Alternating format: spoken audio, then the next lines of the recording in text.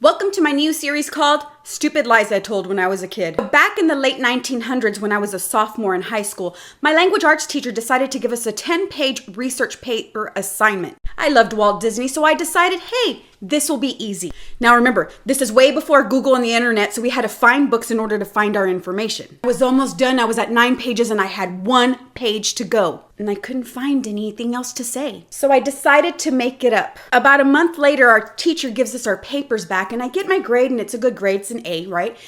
And then she decides that she's gonna give praise to all the good research papers. So then she says, I really found one paper to be so interesting. It was my paper. So then she goes on to read that Walt Disney was sitting at a very important dinner with some very important people, and he started choking on his sirloin steak. I didn't know what rich food was, so sirloin steak sounded rich to me. So anyway, he starts choking, and his friend next to him pats him on the back to help him get the steak out. I didn't know what the Heimlich maneuver was, so I said pat on the back. He spits out the steak, makes this weird sound, and that's how he came up with the voice of Goofy. Then she goes on to say, I can't wait to tell all my family and friends because I love Walt Disney, they love Walt Disney, and this is going to be a fact that we can share and talk about. Don't tell lies, boys and girls. Don't tell lies. Welcome back to another episode of Stupid Lies I Told When I Was a Kid. So back in the late 1900s when I was an 8th grader, I had the best elective ever, library helper.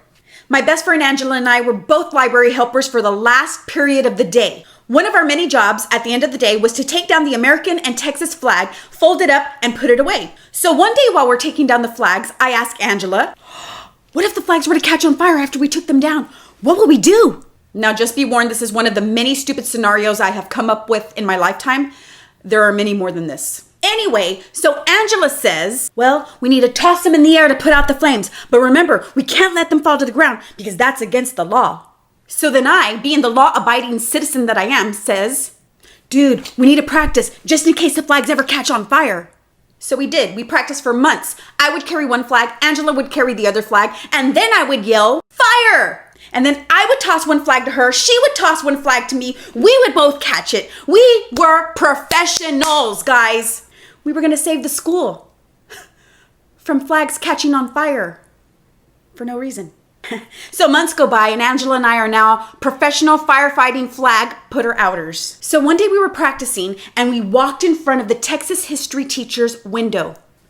So you know what happened next. She snitched on us to our librarian. Our sweet librarian takes me and Angela to the side and says, Carmen and Angela, I just got a serious report from a teacher that told me that you and Angela were throwing the Texas and American flag in the air. Is this true?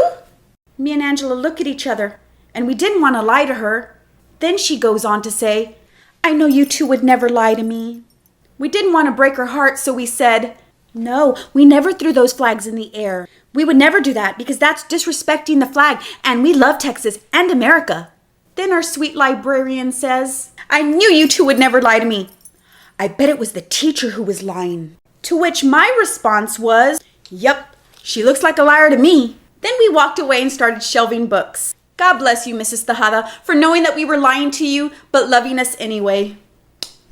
And to you, Miss Texas history teacher, remember, snitches get stitches.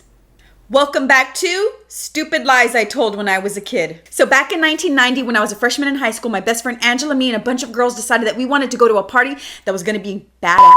So we all worked out a plan that we were going to tell all our parents that we were going to spend the night at our friend Tracy's house. Now, I can't remember if Tracy's mom was going to be out of town, but sorry, Tracy's mom, if you're finding out just right now. Anyway, so the real plan was that we had an older friend who was going to pick us up from Tracy's house, drive us to the party. We were going to live it up, and then she was going to drive us back to Tracy's house. Now the plan was in full effect. I asked my parents, they said yes. Now it was time to go to Angela's house and ask her parents. Now, I don't know how Angela's mom knew that a lie was coming toward her, but when we walked into that house, I actually saw devil horns appear from out of her head. So then Angela asks her, Mom, can we spend the night at Tracy's house? So with her devil horns, she looks straight at me and looks deep into my soul and says, Carmen, are y'all going to a party? I froze. I couldn't even blink. So then she looks back over at Angela and says, don't lie to me, Angela. Then what does Angela do? She lied.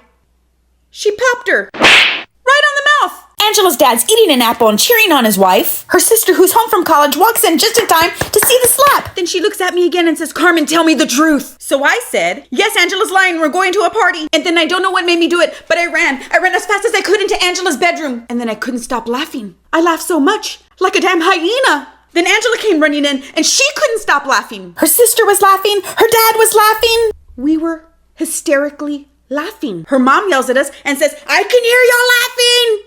But guess what? 2 hours later, we were at that party.